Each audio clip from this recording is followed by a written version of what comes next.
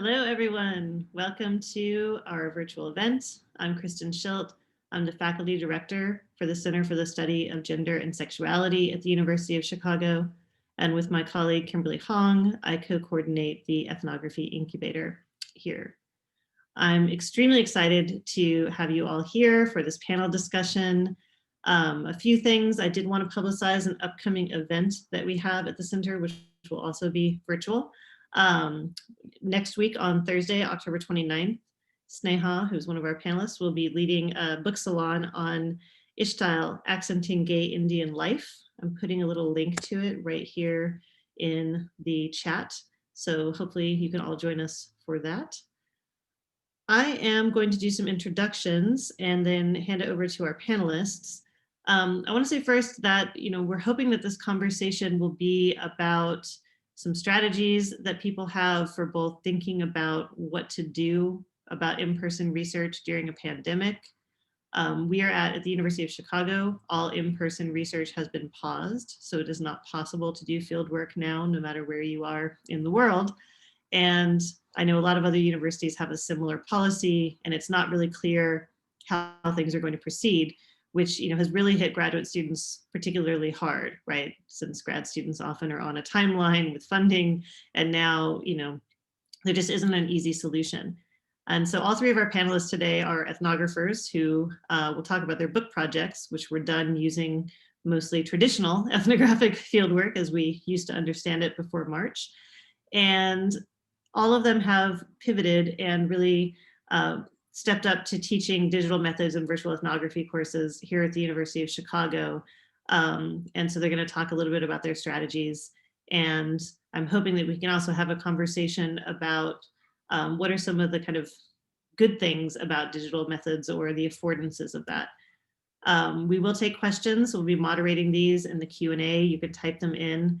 I will say we're going to prioritize more general questions because we can't really help individuals fix projects. Like I wish we had all the time in the world, but we don't. So we'll be focusing more on kind of like individual, larger scale questions about this historical moment. So let me introduce our three panelists. We have Sneha Annavarapu, who is the University of Chicago Social Science Teaching Fellow, who just got her PhD a few months ago here in our program. We have Benjamin Fogarty-Valenzuela, who is a postdoctoral fellow at the Ethnography Incubator and the Mansueto Institute for Urban Innovation, who got his PhD 2 years ago at Princeton in anthropology. And then Kate Fugazola, who is the Earl S. Johnson MAPS postdoctoral instructor, who received her PhD 2 years ago from the University of Chicago in sociology. So I've asked each of them to talk briefly about their current book projects, just to give you a sense of the field work they're doing. And then we'll move into talking more about digital methods. So I'll start us off. Thanks everyone for joining us today. This is a conversation that I think a lot of centers of ethnography have been having through the past few months, because I think everyone is sort of struggling to figure out what the right move is in this time, especially for grad students. And okay, so I'll start off with introducing my work a little bit, just to give context of where I'm coming from as an ethnographer. I spent about 17 to 19 months in the southern Indian city of Hyderabad, doing multi-sited ethnographic fieldwork, trying to understand how traffic regulation and the regulation of driving habits in particular is being actualized in practice. So I did fieldwork amongst law enforcement officers, the traffic police agency, as well as interviewed urban planners. And I then juxtaposed that with observations and interviews with drivers of varying social positions. I learned to drive as part of fieldwork, and I got a license and had to go through the whole system of the bureaucratic system of getting a valid driver's license. I'll just say that one of the things about ethnography that I enjoyed the most, and I've devoted an entire chapter to it, is this sensory politics of being on the road and of just, like smelling the city and sensing the city through touch and through like speed bumps and potholes. So I do feel so terrible just thinking about losing that real time element to ethnography that actually got me excited personally. But at the same time, I look back and a lot of my field notes, a lot of my field insights were made possible actually through engaging with social media forums such as like Facebook groups, or like being part of private WhatsApp groups. And until date, a lot of my informants, especially drivers, they sent me lots of videos that they have taken of, like accidents happening on the road, and or of like certain kinds of issues with traffic police. So I do think that digital life in a sense was very central to the fact that I was able to do fieldwork, but I didn't quite recognize it as such, or I didn't really plan for it. I just kind of took it for granted. So now that I look back, I'm like, actually, a lot of my interaction, social media life, my persona online, all of it was being managed as I was on the field. And I will be speaking about digital methods from this sort of experience. I'm currently working on a book project that pulls together actually my fieldwork that I did, immersive fieldwork, but also analyses of popular culture, such as films to do with this issue, such as memes and other sorts of what we call digital cultural artifacts, I guess. But yeah, I'll speak more about that once Kate and Benji introduce themselves and their work. Am I up now? Well, good evening, everybody. Thank you for being here to listen to us talk about our experiences. It's a really special opportunity to have this space, and I really hope that us thinking through these questions together can really add to what everyone else has been thinking about. And so again, to give you a context of where I'm coming from, my current book project is an ethnography of time in Rio de Janeiro. It's based on about 2.5 years of ethnographic fieldwork. Its point of departure is premised on the fact that so much work these days on Brazil is about space, particularly focusing on favelas. And I love that work, it's really important, but I turn and look at, I focus on the management of time, in particular, the larger shift that I try to theorize, which is the waning viability of forms of spatial control and the rise of time as an object of governance and resistance in Latin America. So to do this, I tracked the management of time directed at youth in educational spaces. So I was looking at the sort of moral panic, a lot of anxiety over free time and managing it. So I kind of charted that in 3 different spaces. One of them was standardized test prep. Another was vocational schooling, training for the workforce. And another one was after school arts and sports sort of spaces. And in the midst of this research project, and this is where the digital kind of comes in, was one of the schools that I was researching was suddenly hit by a massive social movement that kind of turned everything on its head, where students essentially came together and across about 1,500 public high schools in Brazil occupied their schools. So I make this play in the book, which added a new dimension to the research on not only the kind of middle class efforts to keep students busy and to insert them in the labor market, but the kind of corresponding rebuttal of that that took the form of a political occupation of the schools. So that's more or less what my book project is about. And sort of like along the lines of what Sneha was saying, a lot of rich ethnographic material was being generated in the digital, in the virtual domain that I knew was important, especially during the social movement and the uprising. And I think there was a lacuna in my methodological training, which is probably something that will come up today, that didn't really allow me to kind of sort of disenchant and sort of take seriously this sort of abundance of really valuable ethnographic data. And I sort of only after the fact sort of started making sense of it. So I would hope that that's something that we can talk about. All right, I swear we're gonna stop with the thank you for being here, but for now, please bear with me. Thank you for being here. It's awesome to have you here. So let me just go very quickly to who I am and what I do, mostly what I do. So I am currently working on revisions for my book, which is why I cringe every time someone talks about book projects, because I have revisions due. So this is a project that used to be my dissertation, and now it's a scary book. And it examines strategies for social change in the context of LGBT organizing in the People's Republic of China. So basically, I study the way in which groups conceptualize and achieve social change. And that's in a political context that doesn't allow for direct political engagement, be it in the form of protest, be it in the form of open contention. None of that can happen. So the project is based on ethnographic fieldwork that I've conducted in 2016 and 2017 across a few cities in the PRC, mostly all clustered around the big centers of Beijing, Shanghai, and Guangzhou, plus the best field site that an ethnographer can ever hope for, which was a cruise ship that went from Shanghai to Fukuoka in Japan. So I was literally on a ship with 800 of my participants, nowhere else to go in the middle of the ocean. It was fantastic. If you think about it now, I just want to scream, because imagine being on a cruise ship in the middle of the ocean now. That's not the place you want to be. So there's that.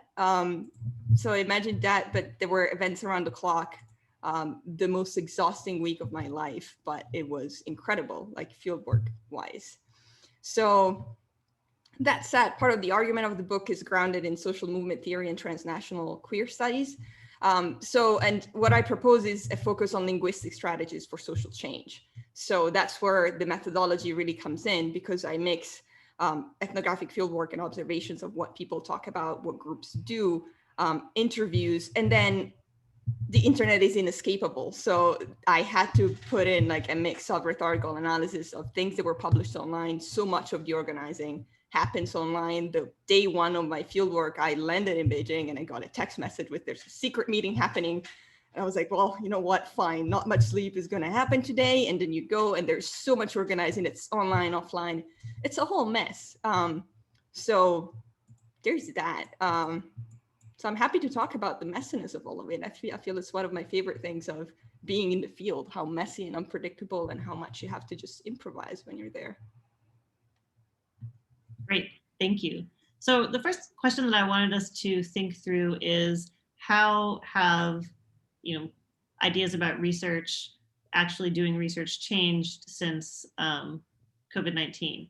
And, as a professor, I feel like I'm now having difficult conversations with my students like, well, what if you can't do ethnography? Like, what if, like, seriously, what if you can't do it for like 2 years? What are you going to do? And so I'm curious about your thoughts as, all of you are approaching what, your next big project. You have friends who are working on ethnography. You're all, pretty embedded in these ethnographic communities. And so I'm curious your thoughts on this. I can go first. I think there are obviously two main groups of students affected by the COVID-19 situation. The first is students who, like me, I was supposed to go back and do fieldwork this year, like follow-up interviews after defending my dissertation, just to like update my findings and analyses, and I can't really do that. And then there are some other students who were on the last leg of their fieldwork and were almost done with collecting long-term, immersive ethnographic data.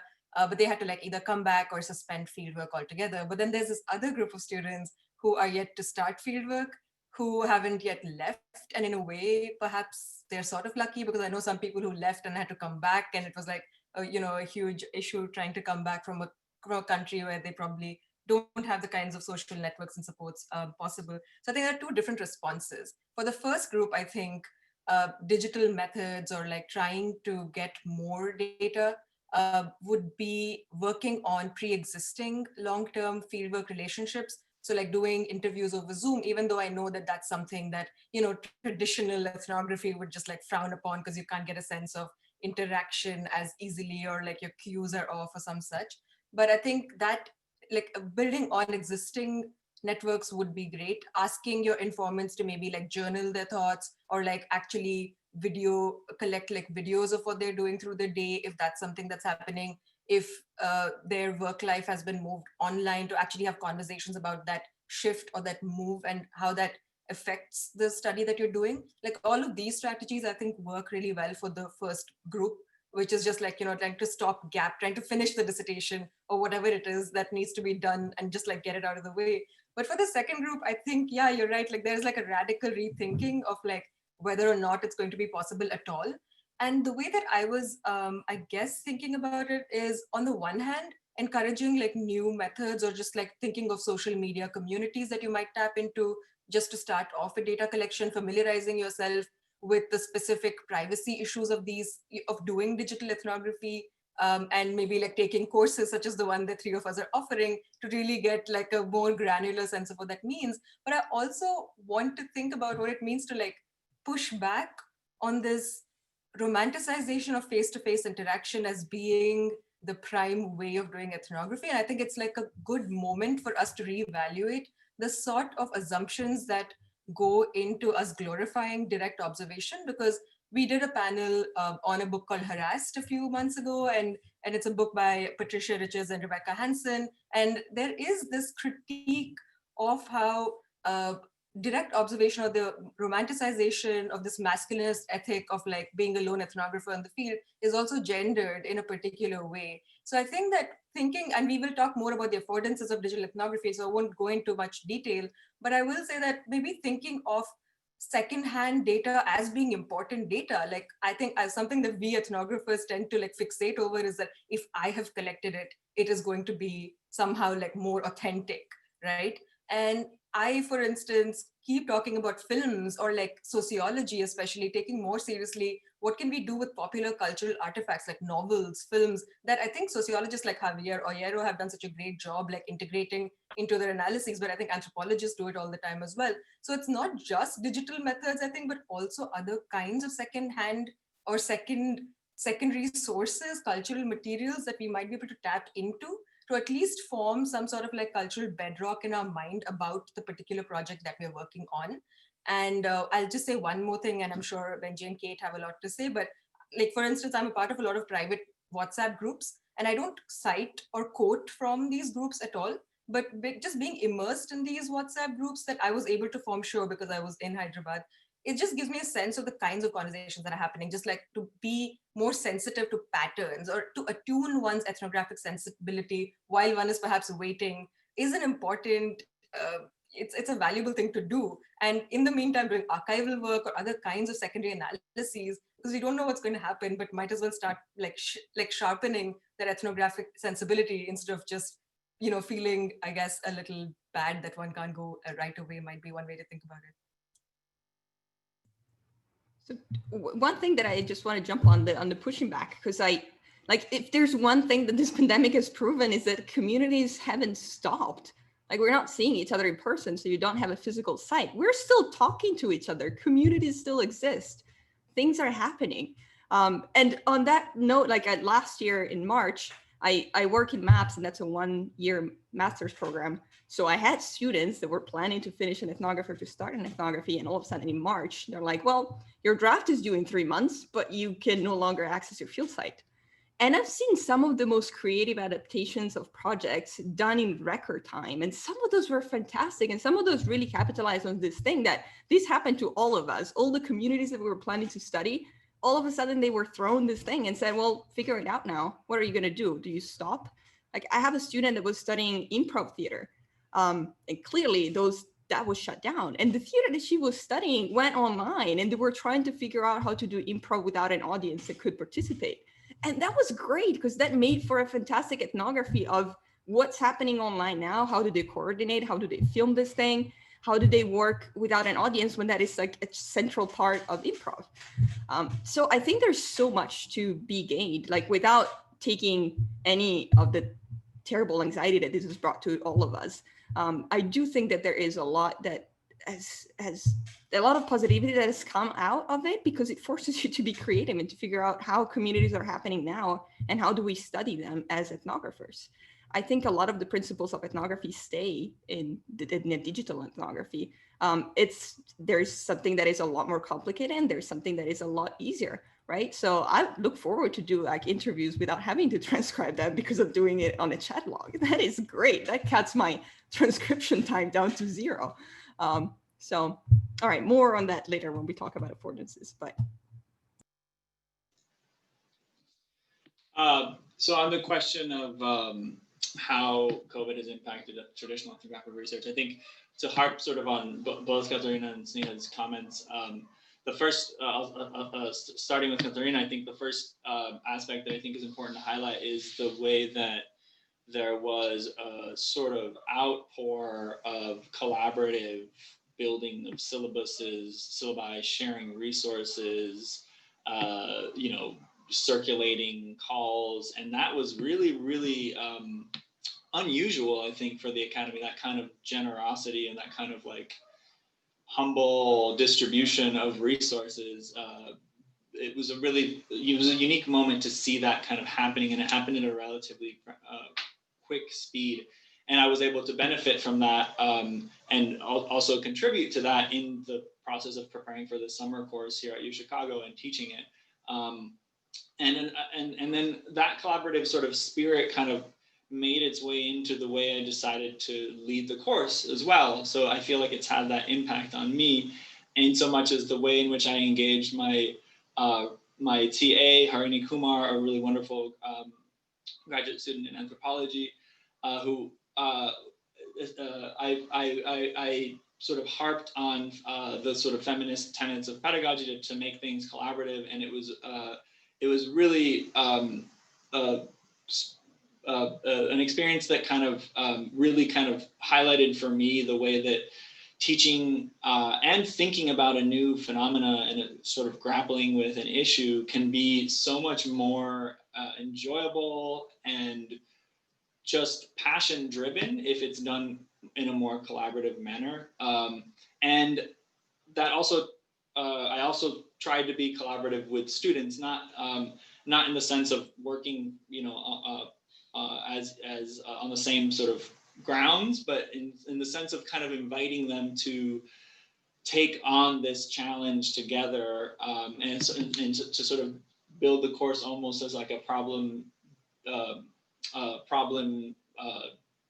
oriented or problem driven pedagogical sort of invitation for them to come with us and figure out ways to sort of retune and update ethnographic methods in this new context. So that was a very positive note.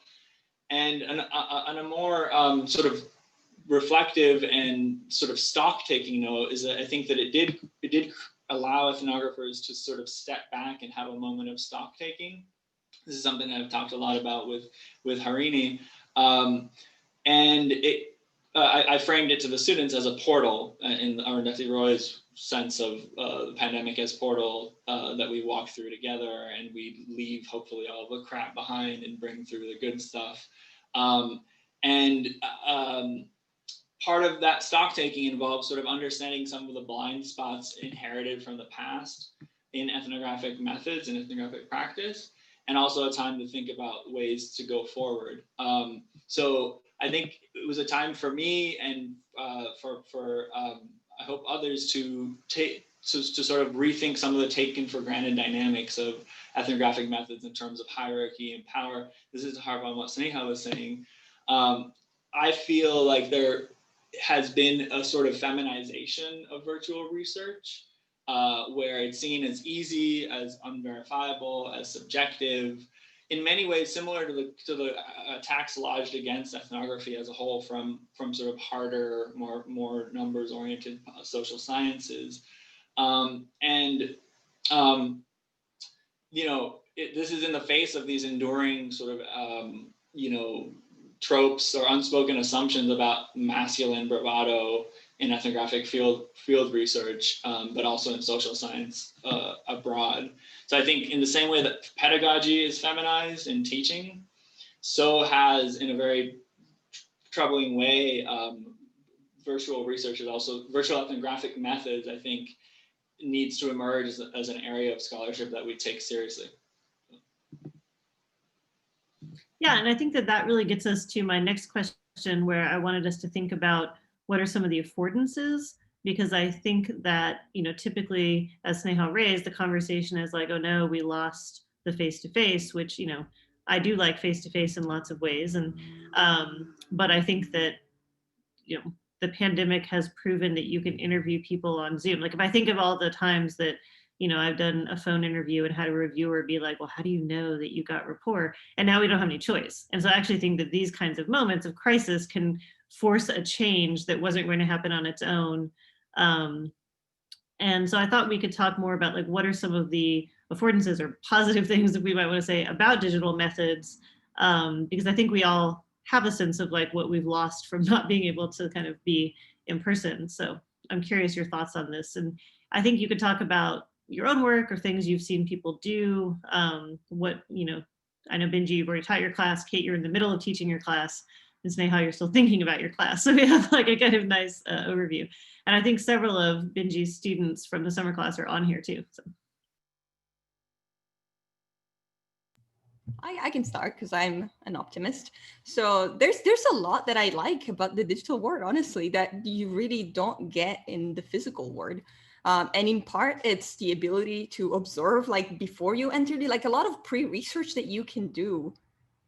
You could never do that physically, of just being in your field site and being like, oh, ignore me for now. I will introduce me later when I'm ready to come out as a researcher. That doesn't happen. Like you're there physically. People can see you. So you can observe and you can get accustomed to the language of the community, to who's speaking when. A lot of the mistakes that you do as a first-time ethnographer in the field when you say something and you know the second you say it from the face of your informant that you've done the wrong thing, you can see other people making that mistake. You have a lot of, like, you have access to so much history because, I mean, what is put on the internet stays on the internet. So it's a lot easier to get a sense of where your field site is. You can do that, you can screenshot it, right? That's something I mean, of course you can photograph, but it's a lot weirder to photograph people in your field site. If you've ever tried that, like I took a lot of pictures at events, but if I do that during a dinner, people are going to be weirded out. So you can do that. You can have 5 simultaneous conversations with your informants on different chats because that's how the internet works. So you can have a lot of that. And my students just had an assignment that was doing the first round of interviews, and I've had like some encounter more difficulties than they expected. And some were like, oh, this is actually a lot easier because I guess the format of this interview online, it feels like a chat. I don't feel like a researcher and I wasn't perceived like a researcher. So it's easier to create rapport. I have students that told me, oh, I found myself using a lot more emoji than I don't normally use in my real life. This feels weird, but that's like how you try to communicate emotions when you don't have the face-to-face. We're smart, like humans are creative. We figured out how to do emotions in the digital. And that's something that you can observe, that it's not something that it's much better than the physical or the physical is better. It's completely different, even though there's a lot of overlap. But I see a lot of that just multiverse that you have access to simultaneously from the comfort of your chair. That is a plus for me. So. Yeah, if I could also just jump in, I think I agree with Kate that there's like, after a certain point, comparing it to what might be in the real world seems like a little bit like flogging a dead horse, especially at this point where like you just don't have a choice. So I would think about digital ethnography as comparing it to, I think, other projects that have been done in the virtual world. Like, I think we need to have a more of a collective conversation on the metrics of what constitutes good virtual ethnography. And Benji, I was like smiling when you were like, there's like a feminization of like virtual ethnography. So I mean, in a way, feminization can stand in for something great. So maybe like thinking about rewriting what feminization even means or stands for, like why does it have to mean something negative or inferior in quality, is I think something we, and there is work being done on that. I know that Journal of Digital Research brought out a wonderful special issue with 4 articles that tackle head on the question of what it means to do digital ethnographic research. So just keeping up, I guess, making a sort of canon around this would be interesting to do, because like a lot is happening. I know marketing companies also use digital ethnography, so it's hard to like figure out what the core of readings ought to be.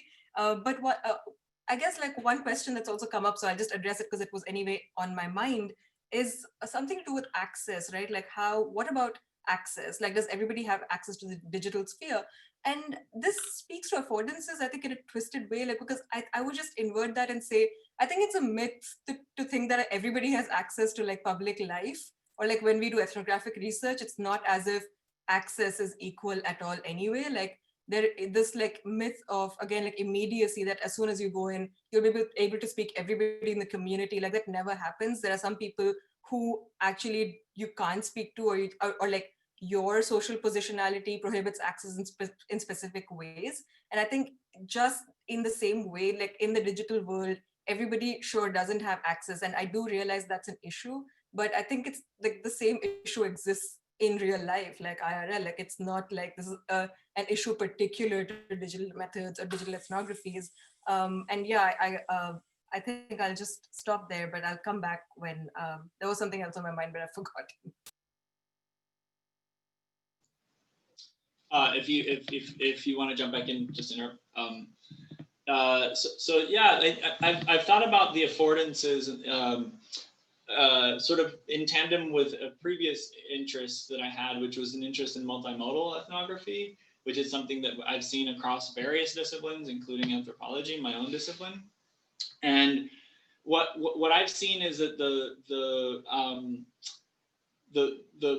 the sort of prospect or the interest in multimodal ethnography has been gathering momentum prior to the virtual turn. So I think there's an interesting in terms of thinking about like a canon or a direction that thinking about ethnography plus the internet can take us. I think there's some interesting work in that area.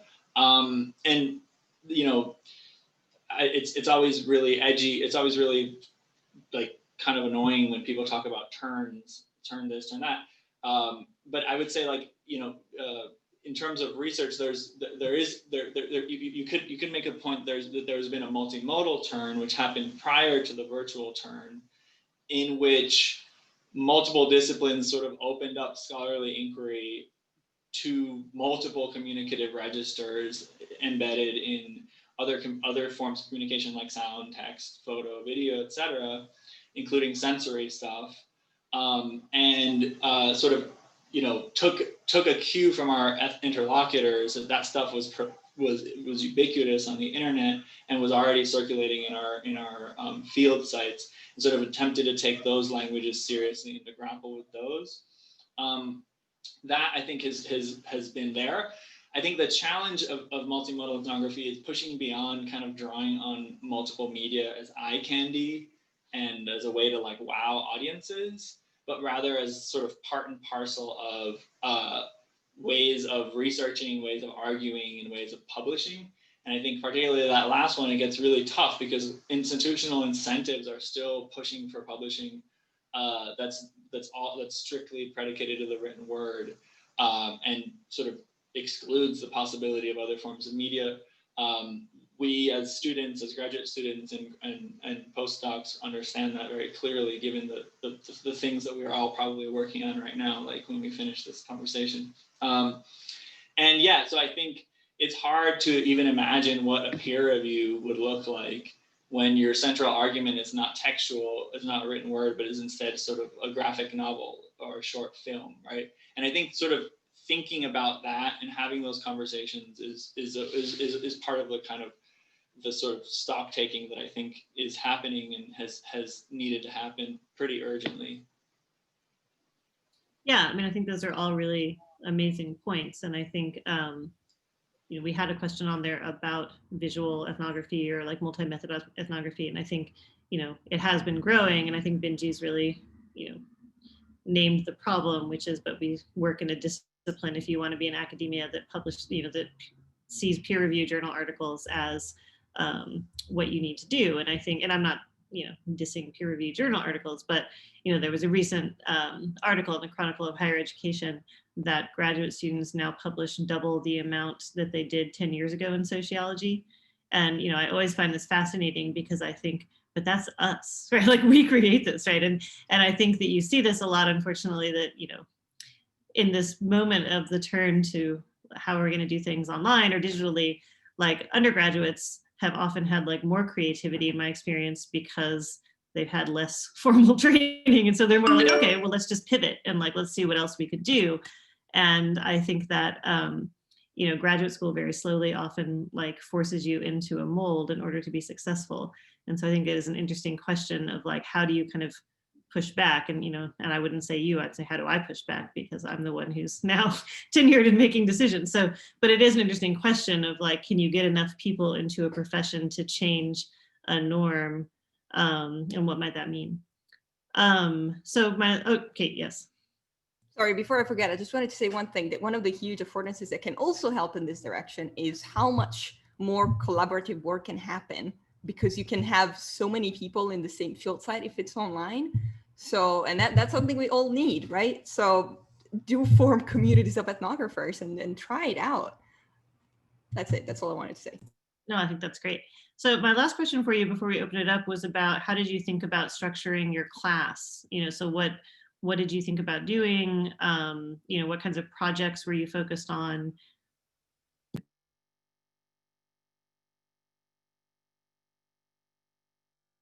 I just stopped that really abruptly, but that was a question. Sorry. I can go. Yes. So I tried this out in part very selfishly because I wanted to know more about this. So that's what academics do. It's the dirty lie of academia. Whenever a professor wants to know something more about a topic, they teach a class in it. So I'm actually learning a lot from my students. It's like as I teach, I'm also learning a lot of that. But my idea was, this is a course that's basically split in two. I teach 2 days a week, and 1 day is dedicated to the students' experiences in the field. So every weekend, like between Thursday and Monday, they have assignments that are small scale things that you would do in ethnography, but they build on top of each other. So they have to reflect on what they're doing. So the first time is experiment with taking field notes and what changes in a digital environment. How do you take field notes? What do you do? And then it's reaching out to participants, finding a community. One of the first things is figure out what does it mean? What is a field site in the digital environment? Because you don't have a physical space. So how do you understand the boundaries of a community? And oftentimes that involves figuring out what the community that you're interested in studying sees as the boundary of their community. So that really gives the experience to the student of what it means to be an ethnographer, and just it teaches a lot of just be humble, because we don't know a lot of things, and you learn by listening to your participants, being nice to them, and admitting that you don't know, which is so hard because we're simultaneously teaching them to be these weird people that know a lot. So that's kind of the goal. And then it builds the end project for the class. Students have a choice. They can either submit a research proposal, or they can submit like a mini ethnography of like 10 pages of field notes, so that you learn how to go from field notes and ethnographic field notes to ethnography. So incorporating theory and incorporating some more argument making. So that's the idea.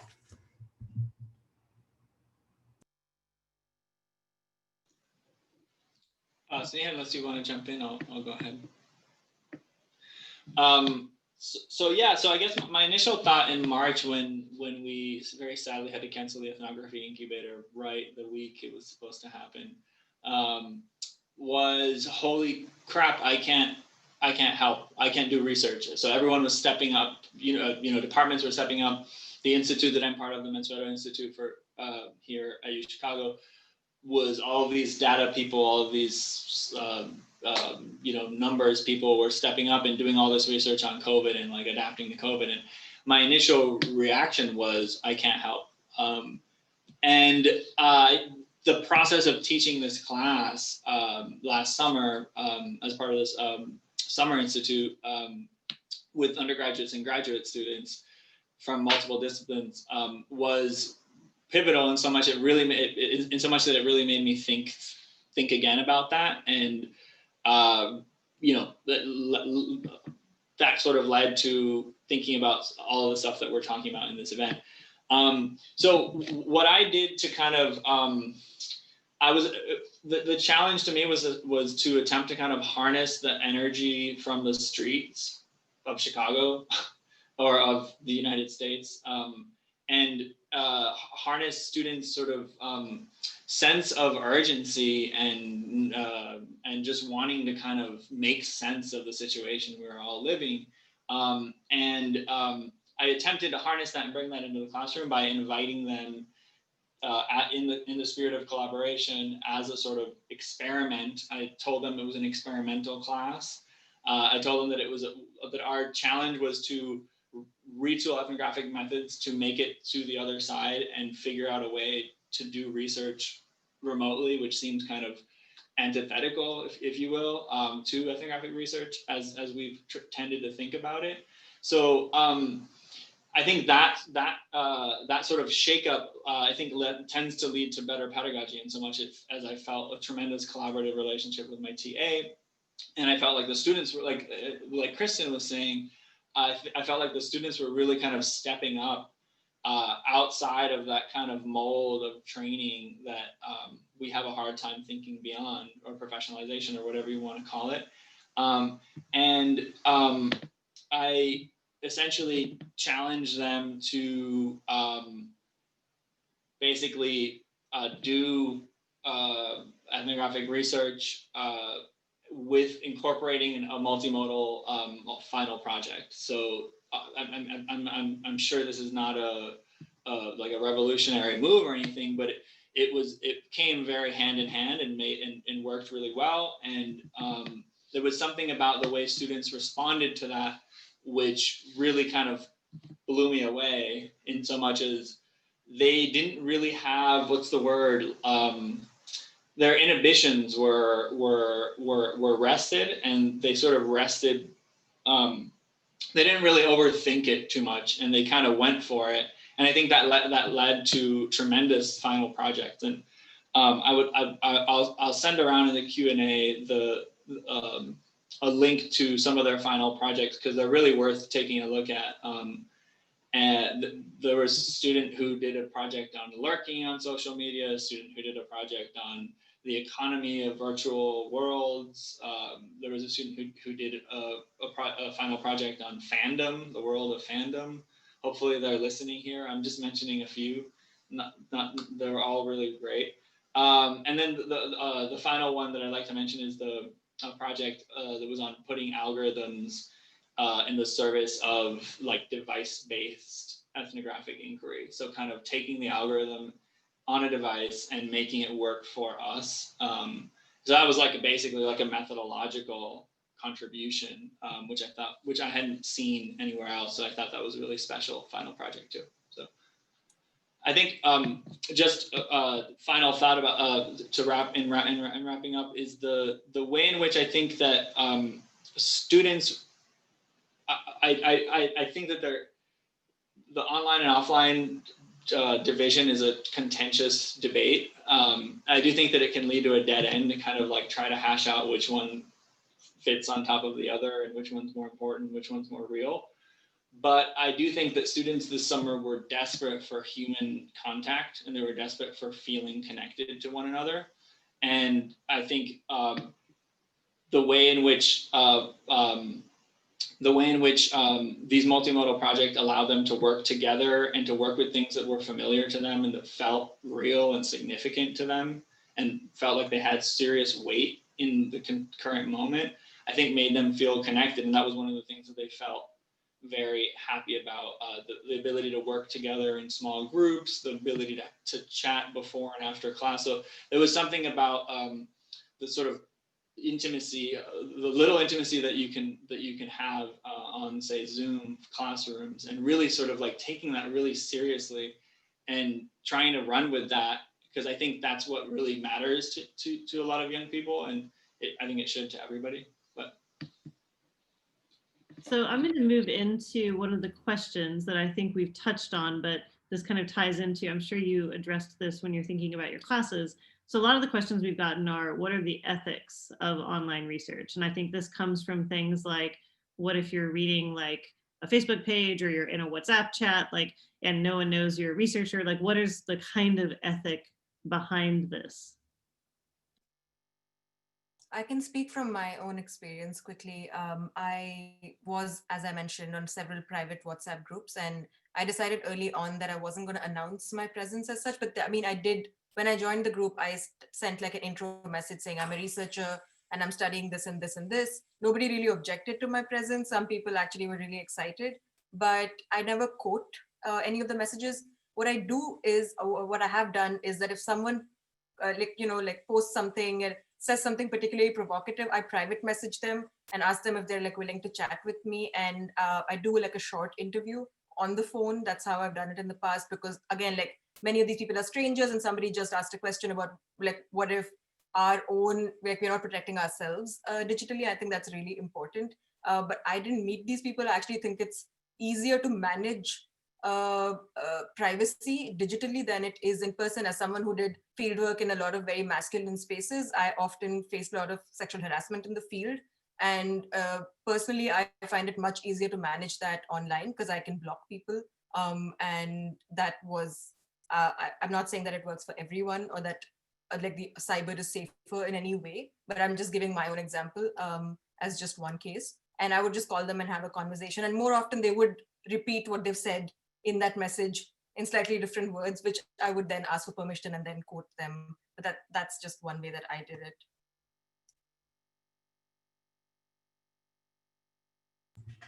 Right. It's the question that is, I think it's on everyone's mind. Like, what are the ethics of doing this? And it's tricky in some cases, right? Because we think of the internet as like this kind of almost public space, and it is, right? You can access tweets from anyone. You can access Facebook groups. You can do a lot of things without people knowing. So I think, I mean, the line will vary depending on the research project. I would always err on the side of caution. So if I join a group and I'm observing a private conversation, I want to be ready to say, hi, I'm a researcher, and possibly like have, I know someone was posting, thinking about the opposite, right? If I'm posting with my own profile, then I'm also exposing myself and giving a lot of information. I've had questions from my students of what if they ask, like, send me a friend request, what do I do? Then I'm a jerk if I say no, because I want to follow them. My recommendation is do a research profile. It's going to take a little bit of time, but it's amazing because you can have a research profile that identifies you as a researcher. So you're not lying to anyone. Link it to a brief description of the project, what you're interested in, link to University of Chicago. You can have all these layers of legitimacy for your research. And also if a participant says, this is weird, what the hell are you doing? Why are you observing me? You can send them there. Put your consent form over there. It's something that you can do in the virtual world, and it's not weird. It's super weird if you think of doing that in the physical world of, hi, my name is Kate, here's my consent form. And that just doesn't work. That's a terrible way to introduce yourself to people. So I think there's a lot more thinking that you have to do if you're observing and you see something that you really, really, really want to use for your project because it speaks to what you're doing and you haven't outed yourself as a researcher yet. Then I think what Sneha's doing is the best thing. You just private message this person, say, I thought this was fantastic. Would you talk to me about it? Can we have a conversation? And maybe you don't have to quote that specific post, but speaking to that person will probably lead to a conversation on the same topic. So that's something that you can do.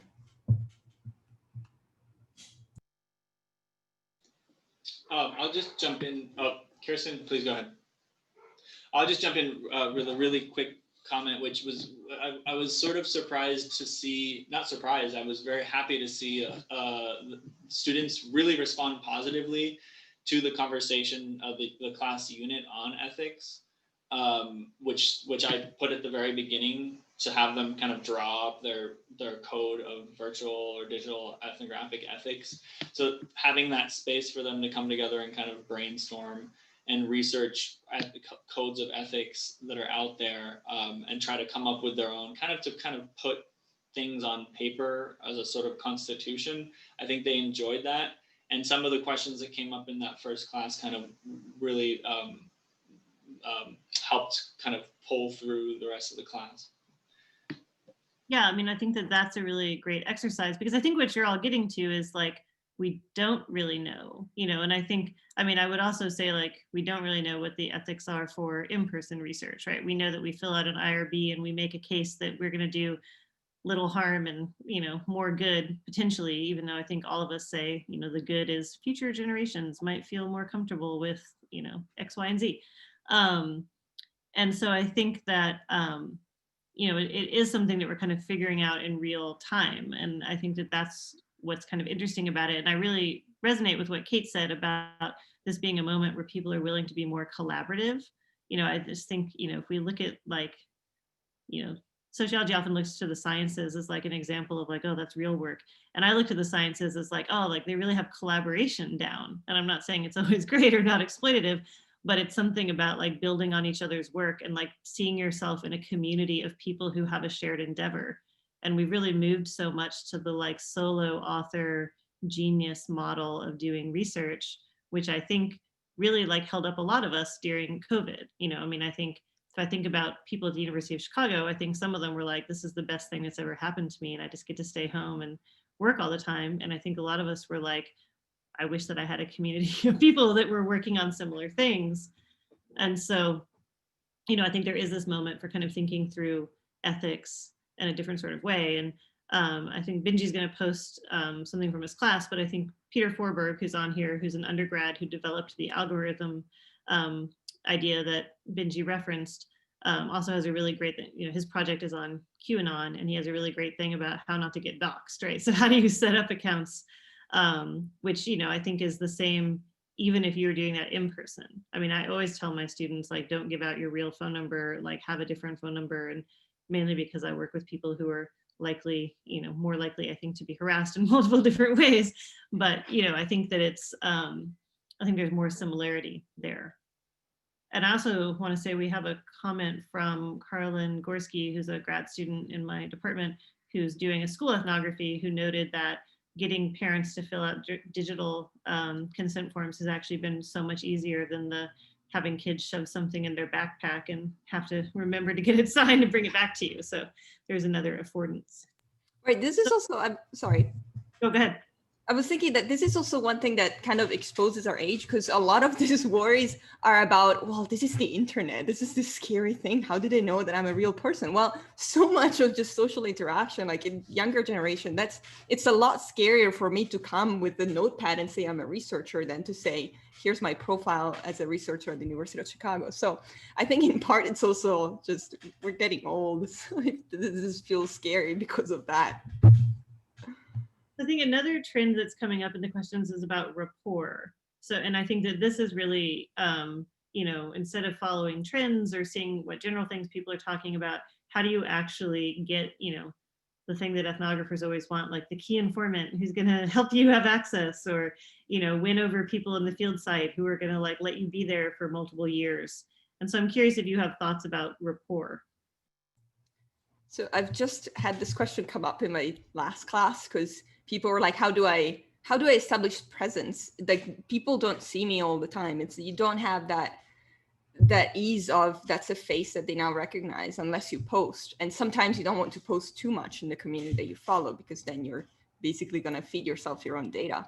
So one thing that came up in conversation is look at the community and see who are the beloved members of the community and how do they behave, and mimic them. Like, who are the people that people reference? Who are the people that people can count on? It may take some time, but if you spend any time in a community, you know that there are those people that everyone knows, everyone goes to when they have an issue. You don't want to get to that status, right? You don't want to become the person that everyone comes to with an issue, because then that's a whole other positionality issue.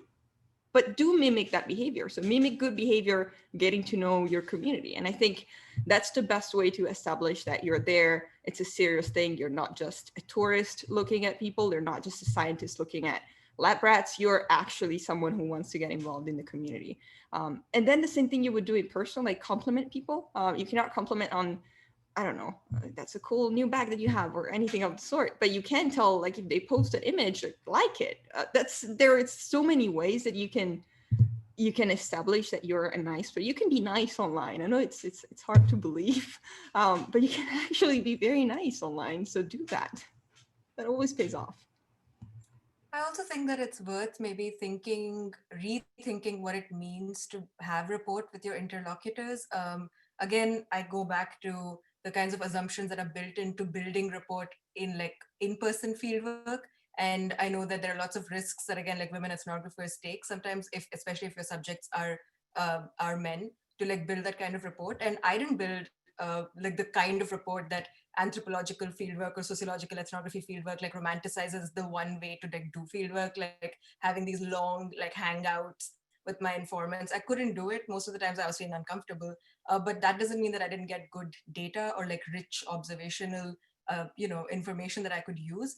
And like even for my class, like I am a little more conservative in that I don't actually know like I don't know everything about the virtual worlds. Like I'm like, for instance, I don't know anything about gaming. For instance, Kristen will like, say this, like, I'm like totally unaware. So I'm a lot more conservative in that sense. So what I often, again, like I keep harping on this is triangulation of data. Like it just doesn't have to be like report-based ethnography alone. Like I think you have to substantiate whatever you find anyway with historical. Any good ethnography has to be historical, in my opinion. So like historical work, like legal analysis, like law analysis, or like again popular cultural analysis. Like there are so many things. I think like this ethnography having to be deep has to also be rethought. And what about having like multi-sited lateral ways of thinking about rich data, you know, like drawing from multiple sources, but not necessarily like glorifying this, my ethnographer told me, like it's like a confessional model of ethnography. I'm just like, maybe this is a good time to like rethink the value of that every single, I don't want to read another ethnography where like while hanging out, this person told me all about like his sex life or something, when it's like completely irrelevant to like what I'm studying, you know, like there is like this like weird, like again, like I find it very masculinist and like a cowboy sort of ethnography way of doing things. And I think this is a good wake-up call to like, do we actually need that? Like it depends on the research question. Like I can't speak for everyone, but I do think like generally certain forms of ethnography are valorized, and maybe we just have to also rethink what it means to have a report and to what end. So I think my last question I want us to address is kind of tapping into what I think the last set of questions posed are, that we've been talking a lot about moments of crisis can facilitate change, right? And, you know, I think like I was thinking about how 2 years ago at the Ethnography Incubator, people were sort of like poo-pooing the idea of digital social methods or, you know, virtual ethnography and being like, that's not real ethnography. And, you know, then the world changed and we weren't so certain anymore what that meant. And so I think a lot of the last questions are about, but like, is this a blip, right? So like, is it that some people are going to embrace it, and then once, you know, if the world goes back to normal, there's going to be this divide between like the real ethnographers who go out in the field with people and the people who do digital ethnography, which we can kind of guess if that's a divide. It's probably going to be gendered in traditional ways. Is this going to be something people just give up on, you know, if we're allowed to go back to in person? Or like, is there going to be like, is there a way to kind of have this be more integrated? Like, what does it mean to rethink all these things we've been suggesting, like rapport, like being in the field, you know, all these kinds of things? Like, is this actually a moment, or is it a blip, I guess? I mean, let me step out from my usual sunny, optimistic personality for a second. I mean, let's not kid ourselves. The field will totally try to do that. That's what happens in academia. If we go back to normal tomorrow, that's going to be it. It's, oh, look at that. That's a fancy new binary that we can use. And that's going to be less than so. So I think the real question is, what are we going to do when we inevitably face pushback because virtual ethnography is not good ethnography? And I think we are in a moment when we can arm ourselves for a strong pushback in that direction. And in part through projects. Like, there's nothing that convinces an academic like a published work. So having like collaboratively done solid ethnographies that are virtual, I think that's the one way to convince people. And then having more of this conversation, normalizing, talking about failures, normalizing the fact that not everyone can go in the field for 6 months or a year or 6 years or whatever it is. I think that doesn't have to stop us from doing good ethnography. And I don't think it will. I think the field will try to push back. So in part, ball is in your whatever. I don't know what the actual expression is because I don't. So Kristen, in part, that's up to you. You tenured people in the audience, that's up to you. And graduate students who get 1,000 requests for reviews from journals, that's up to you not to be the jerk that says, this would be so much better if it was done in person. Don't be that person. So, I mean, that's the ammunitions that we have, like allies that are tenured, you, when you're doing the review, your colleagues, that's what I would recommend. Your students, tell your students that it's okay, like push for your students to go and do awesome projects that are based online. That's what we can do.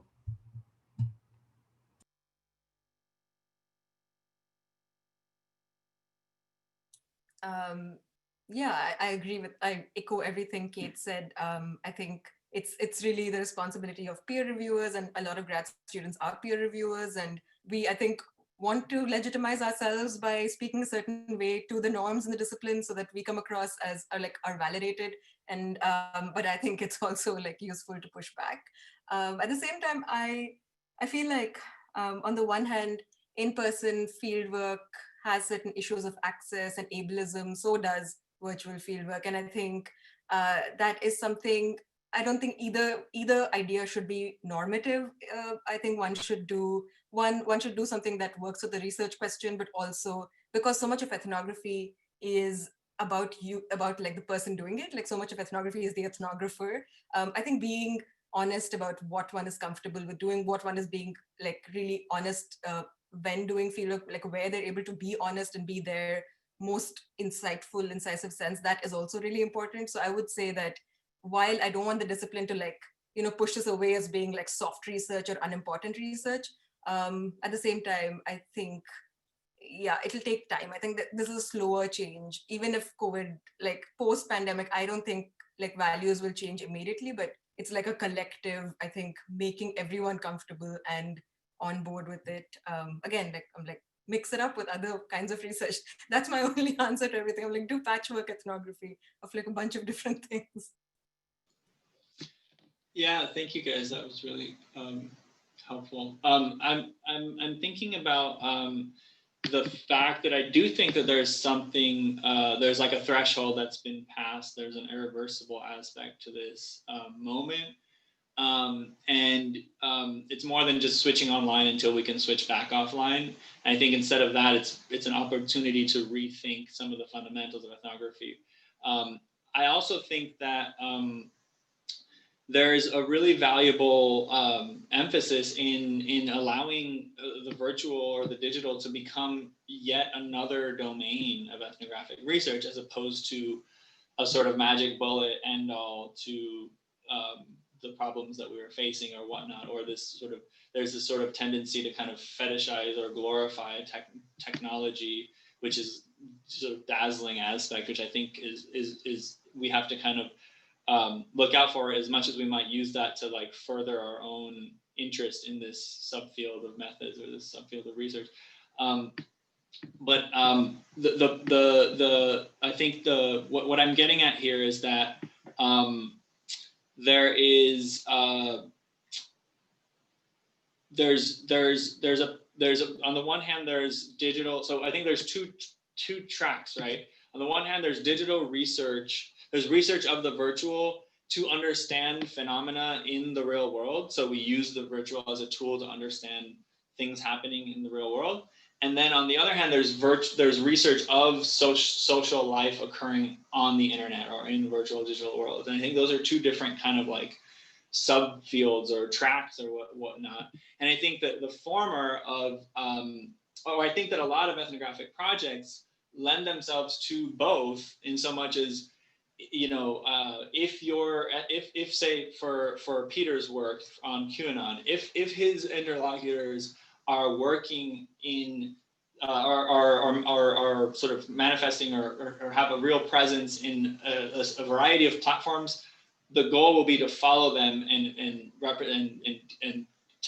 tend to their life, social life online throughout all those different platforms. And if those platforms have manifestations, articulations of and from the real world, the goal will also be to follow them into the real world. So I think in that sense, I think we have to think sort of as there's got to be a sort of agility in being able to, when our research question and our interlocutors take us into something that's happening in the flesh, we're there like good ethnographers, right? And when there's something really ripe and really great to look at on the internet, we're also there. And I don't think it's necessarily an either or, although we also don't want to just take on a whole new domain that adds a whole bunch of work and a whole bunch of complexity to our already really difficult job. So I would resist the kind of temptation to want to do everything. But I do think that there's something there. And then one last thought about the undoing the idea of doing longer term ethnography. I think that's a really important idea. I also think that if we look at it from the standpoint of the institutions that are funding us to do research, it's pretty convenient to them for us to no longer demand adequate amounts of time, or like not adequate, but significant amounts of time of research, they'll very happily take back that funding that otherwise we can make a case for long-term research. So I think there's a little bit of there's something to be aware of in making that argument.